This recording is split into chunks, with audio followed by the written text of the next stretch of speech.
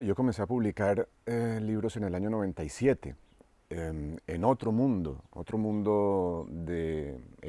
editorial, un mundo en el que la posición del libro era distinta, eh, y en el que desde luego los autores teníamos una relación distinta, me parece a mí, que la que se tiene hoy en día. Sin embargo, la mía ha seguido igual. Mi relación con mi editora que publica mis libros desde el año 2001, mi relación con mi agente, que es la única que he tenido desde el comienzo de mi carrera, ha sido la misma, siempre ha sido igual de valiosa su presencia, siempre ha sido una presencia importante que yo busco y persigo en la evolución de mis libros, de manera que en mi caso mi relación es bastante clásica, me parece, ¿no? Responde a lo que se entendía por la relación entre un autor y sus editores y agentes antes de toda esta revolución digital.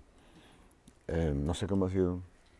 Pues yo creo que depende, vamos a ver, en Alianza la relación con los autores y sobre todo la relación con los libros, porque también somos una editorial que tiene un catálogo de fondo importante, con lo cual tenemos muchos autores que ya no están entre nosotros, con los cuales no podemos tener relación directa, y en ese caso también la relación con los agentes es muy importante, ¿no? Pero sí es cierto que yo he notado que, digamos, con determinados autores sigue esa relación clásica de autor-editor y la intermediación de la gente, que yo creo que es importante quizás por dos razones prácticas principales. Hay mucha producción, iba a decir literaria, pero más bien hay mucha producción de escritura en este Sí. momento, no necesariamente literaria. A las editoriales llegan muchísimas propuestas, algunas por vía directa, y realmente es imposible analizarlo todo, es imposible leerlo todo, es imposible hacerse un criterio, porque si no uno no haría otra cosa que leer o atender a esas propuestas de manuscritos. La existencia de un agente es el filtro primero, Sí. es decir, sabes que cuando algo te llega de un agente ha pasado una primera, digamos, criba, una primera, que luego los intereses pueden coincidir o no, y eso es fundamental. Y luego hay otra cosa que yo creo que a veces no se conoce fuera del mundo editorial, que realmente la figura del agente permite que la relación entre autor-editor sea una relación intelectual, digamos, una Sí, se relación elimina el factor creativa. dinero. Se eliminan todos los problemas o los posibles Sí. conflictos o las diferencias que pueda haber. Entonces, Sí. para un editor yo creo que eso es esencial, ¿no? Esto es muy saludable. Yo me encuentro con las cartas que le mandaba Hemingway a su editor Perkins, discutiendo grandes asuntos literarios en un párrafo y en el párrafo siguiente diciéndole, mándame El dinero. dinero, Claro, Y sí, es luego ayúdame en el problema del divorcio. sí, claro. exactamente, porque también son psicólogos, ¿no? Absolutamente. Eh, Bueno, Pero los editores, también. esa es una función que compartimos, pero digamos que nos eliminan esa Sí, parte que realmente poco tiene que ver mira, yo creo con la que creación. somos un grupo de tres atípicos y Sí, esto es muy significativo de lo que sucede. No hay un estilo de autor, no hay un estilo de editor y no hay un estilo de agente. Y cada situación es absolutamente individual. La velocidad en la que se están produciendo los cambios, que son mucho más rápidos del tiempo que necesitamos para asimilarlos y adaptarnos y actuar en función de ellos, es muy desconcertante. Entonces el hecho de que aquí estemos los tres hablando plácidamente y tan de acuerdo muestra que esta no es una situación tradicional. Las hay de todas, sí, pero yo creo que la función de la gente no es la misma según qué autor o autora sea y según qué editor o editora sea. Y la verdadera capacidad de la gente es de poder actuar en las eventuales zonas de conflicto que se pueden crear. Y reiterando lo que dice Valeria, yo lo considero igual y lo digo de esta manera, que el agente deja para el autor lo mejor en la relación con su editor, sí. absolutamente de quitando, acuerdo. permitiendo, porque los agentes, entiendo yo que debemos facilitar la relación entre autores y editores y no dificultarla, pero dejando las razones más creativas y poderosas que requieren de la relación entre autor y editor. No hay ninguna situación estandarizada, ni de autor, ni de editor, ni de agente. Y las tres partes deben adaptarse a situaciones que son permanentemente nuevas. Pero yo quería preguntarte, por tu relación como lector con los autores que representas, porque en mi caso, mi agente literaria es también una de las primeras lectoras y acompaña el proceso de escritura del libro, tanto como mi editora, y va dando consejos que son literarios y va haciendo parte de una conversación que es literaria. Mi agente también funciona así, no sé cómo Pero lo mira, como conozco bien a tu agente y conozco bien a los 20 agentes de España, te diría con mucha vergüenza que probablemente seamos las únicas dos agencias que leen los libros de los autores que representan. Lo que tú dices es fundamental, yo hago exactamente lo mismo y ha quedado claro aquí y por eso estoy aquí.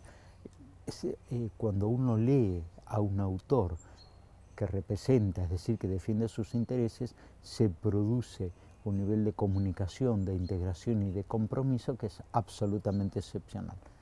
No es lo habitual ni será lo habitual en el futuro. ¿Por qué?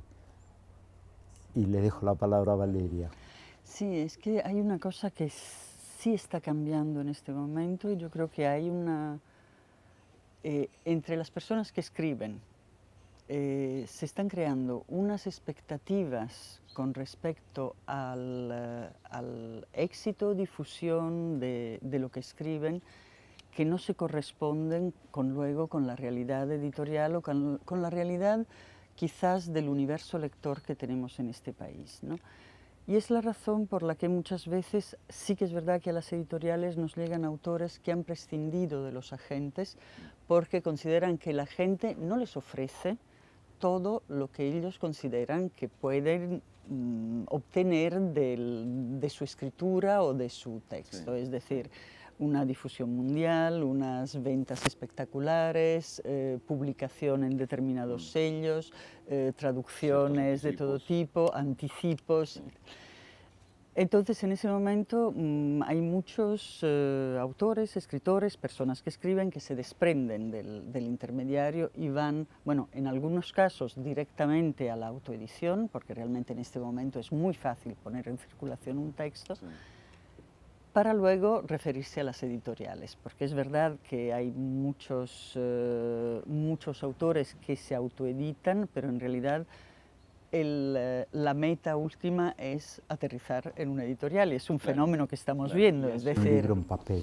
Hacer un libro en papel y tener una difusión editorial. Ese tipo de escritor o de gente que escribe, que lo has dicho muy bien, también va a prescindir del editor y también va a prescindir porque somos víctimas, nos guste o no, de este sistema de valoración cuantitativo que nos ha impuesto Google, que uno no se da cuenta del nivel de profundidad. Y una persona que escribe, sea escritor o no, lo que está pidiendo es vender mucho. Y realmente hay una contradicción básica entre no digo el deseo de tener muchos lectores, que me parece legítimo, sino que la validación de la venta de cientos de miles de ejemplares, sí, y esas son cosas que no se dan. Sí. Y eso es muy difícil atribuir a...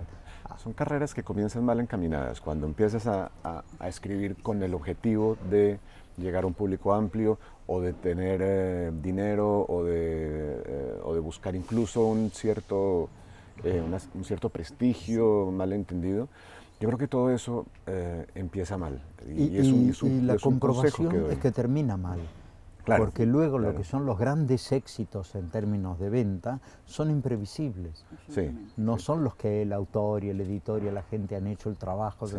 Entonces comienza mal. Sí, ni siquiera la literatura de fórmula es previsible. No, absolutamente.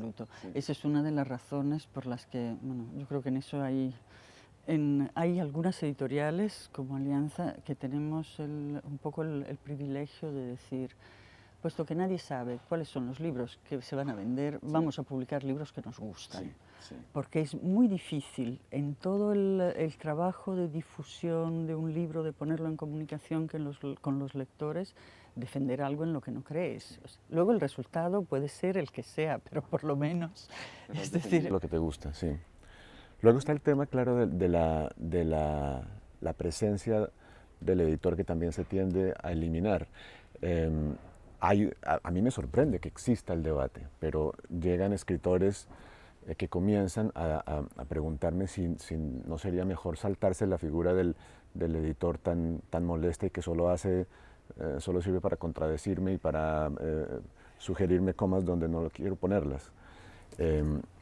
Y no se imaginan hasta qué punto la naturaleza misma del trabajo del escritor, que es absolutamente solitaria y que conduce con tanta facilidad a la pérdida de la perspectiva sobre lo que uno está haciendo, necesita esa segunda mirada de confianza, de complicidad que es la del editor. No es un corrector de pruebas, No. es un acompañante del proceso de creación de una cosa que es muy complicada. Es que la mirada externa es la que es difícil, porque es verdad que muchas personas que escriben, hemos encontrado la definición, llegan con un manuscrito diciendo es que lo han leído mis amigos, mi familia, y han dicho que es maravilloso. Y tú dices, no, pero vamos a ver, una cosa es la mirada cercana y otra cosa es la lectura de alguien que no tiene nada que ver ni con el autor ni con el texto, y además que tiene que pensar, porque yo en este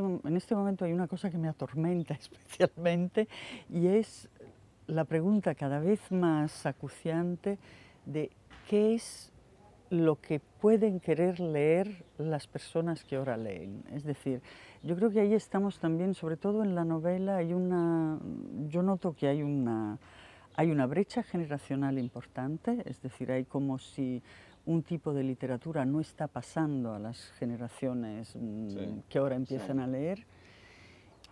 Y realmente yo creo que en el mundo, y en esto tiene que ver también los cambios de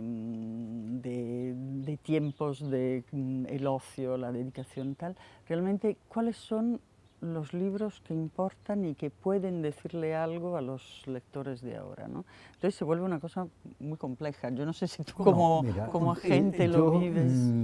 Lo alejaría un poco hacia cuestiones extraliterarias, pero que son determinantes de lo que se publica y de lo que leemos, no de lo que se escribe, y que tiene que ver con este proceso tan curioso que el mundo económico actual está produciendo en la edición.